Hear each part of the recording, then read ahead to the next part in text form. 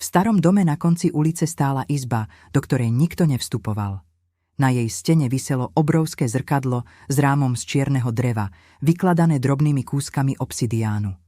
Hovorilo sa, že patrilo žene, ktorá kedysi vlastnila celý dom, krásnej, no záhadnej kráľovnej, o ktorej sa rozprávalo, že nikdy nezomrela, iba sa stratila v odraze.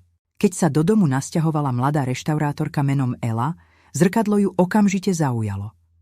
Prach z neho zotrela rukávom a v tom okamihu sa jej zdalo, že sa jej odraz usmial o zlomok sekundy neskôr, než by mal. Zasmiala sa nad vlastnou predstavivosťou, no v noci sa zobudila na tiché šepkanie. Pozri sa na mňa, ozývalo sa z izby. Ela vstala, bosá prešla po studenej podlahe a zastala pred zrkadlom. V odraze stála žena v čiernych šatách s očami ako mesačné svetlo. Bola nádherná, no jej pohľad mal v sebe niečo nebezpečné, ako hlad, ktorý sa nedá nasýtiť. Kto si? Zašepkala Ela. Som ty, odpovedala žena, ale krajšia, slobodnejšia, silnejšia.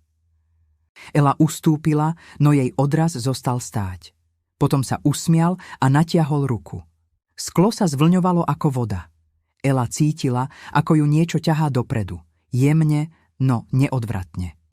Len sa ma dotkni, šepkala kráľovná zrkadiel. Ukážem ti svet, kde sa sny stávajú skutočnosťou. Ela sa dotkla skla. Chlad sa jej rozlial po prstoch, po zápestí, po celom tele. Zrkadlo ju pohltilo. Ráno sa dom zdal prázdny. No v zrkadle stála Ela, alebo aspoň niekto, kto vyzeral ako ona. Jej oči však žiarili temným leskom a na perách mala úsmev, ktorý nepatril človeku. Odvtedy sa hovorí, že ak sa pozrieš do zrkadla príliš dlho, uvidíš ju, kráľovnú zrkadiel. A ak sa usmeje, je už neskoro, pretože v tom okamihu sa tvoj odraz stáva tebou.